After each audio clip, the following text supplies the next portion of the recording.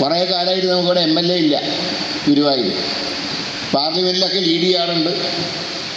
Assembly വരുമ്പോൾ എന്തോ ഒരു ചുഴിക്കുറ്റം പോലെ ഇത് നഷ്ടപ്പെടുന്നൊരവസ്ഥയുണ്ട്. അത് ഇത്തവണ ഉണ്ടാവരുത്.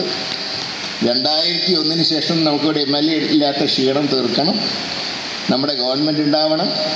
അതിന് ഏറ്റവും സംഭാവന ചെയ്യാൻ കരുത്തുള്ള ജില്ല തൃശ്ശൂർ ജില്ലയാണ്. എന്തുകൊണ്ടോ കുറച്ച് കാലമായിട്ട് അതിനൊരു ചെറിയൊരു കുഴപ്പം. കഴിഞ്ഞ കോർപ്പറേഷൻ ജയിച്ചു എന്നുള്ളത് ശരിയാണ്. പക്ഷേ ജയിക്കേണ്ട മറ്റു പല ഘടകങ്ങളും ഉണ്ടായിട്ടില്ല, ജയിച്ചിട്ടില്ല. മാത്രമല്ല 2 സ്ഥലത്തെ നമുക്ക് ഈ ജില്ലാ പഞ്ചായത്തിൻ്റെയും നഗരസഭകളുടെയും ഭൂരിപക്ഷം നോക്കിയാൽ 2 നിയോജകമണ്ഡലത്തിൽ മാത്രമേ നമുക്ക് ഭൂരിപക്ഷമുള്ളൂ. ഗുരുവായൂരും തൃശ്ശൂരും മാത്രമേ ഭൂരിപക്ഷമുള്ളൂ. അപ്പോൾ അതുകൊണ്ടൊന്നും നമുക്ക് എണ്ണം തികയില്ല നിയമസഭയിൽ. ഇപ്പോൾ തൃശ്ശൂർ 6ഉം തിരുവനന്തപുരത്ത് 8ഉം MLA വന്നപ്പോഴും നമുക്ക് 72 പേരെ ഉണ്ടായിരുന്നുള്ളൂ നിയമസഭയിൽ. അതുകൊണ്ട് നമ്മളിങ്ങനെ 100ൻ്റെ കണക്ക് പറഞ്ഞിരുന്നാൽ പോരാ, നന്നായി പ്രവർത്തിക്കണം, ഒരേ മനസ്സോടെ നീങ്ങണം. ഈ സ്നേഹത്തല്ലാണെങ്കിലും സ്നേഹത്തള്ളാണെങ്കിലും അത് ദോഷം തന്നെയാണ്.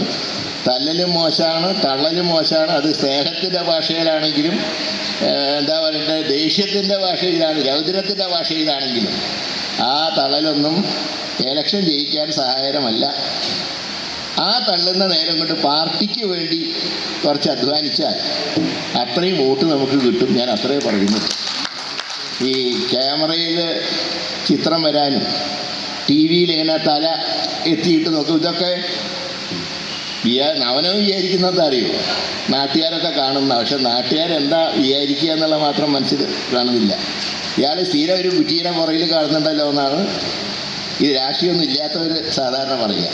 അപ്പം അതുകൊണ്ട് ആ തള്ളു ഇടിക്കൊക്കെ പകരം ഒന്ന് നന്നായി പ്രവർത്തിക്കും. 3 മാസം പ്രവർത്തിച്ചാൽ പോരെ.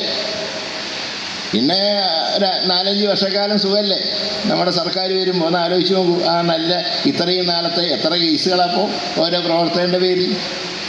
ഞാൻ തന്നെ ഇപ്പോൾ സെക്രട്ടറിയേറ്റിൽ ഏത് സമരം ഉദ്ഘാടനം ചെയ്യാൻ പോയാലും പൊതുമുതൽ നശിപ്പിച്ചതിന് എപ്പോൾ വാർഡ് വരും. എൻ്റെ സ്ഥിതി അതാണ്.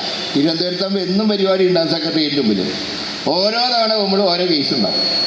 അതാണ് എൻ്റെ സ്ഥിതിയെങ്കിൽ സാധാരണ പ്രവർത്തകന് കേസും തല്ലും കിട്ടുന്നുണ്ട്. ഈ അവസ്ഥയൊക്കെ ഒന്ന് മാറണ്ടേ? എന്നും തല്ല് കിട്ടിയാൽ മതിയോ? എന്നും പ്രതിപക്ഷത്ത് ഇരുന്നാൽ മതിയോ? അതുകൊണ്ട് എല്ലാവരും കൂടെ നാഞ്ഞു പിടിക്കുക. നമുക്കിനി അടുത്ത തവണ ഗുരുവായൂർ വരുമ്പോൾ UDF ഗവൺമെൻറ്റും ഉണ്ടാവണം, UDFൻ്റെ MLA ഇവിടെ ഉണ്ടാവണം. അതിന് നന്നായി പ്രവർത്തിക്കുക എന്ന് മാത്രം സൂചിപ്പിച്ചുകൊണ്ട് ഈ പ്രവർത്തനങ്ങൾക്കൊക്കെ തൃശ്ശൂർ ജില്ലയിൽ നേതൃത്വം നൽകാൻ ഉള്ള ആരോഗ്യം വക്കീലിന് ദൈവം ഗുരുവായൂരപ്പൻ നൽകട്ടെ.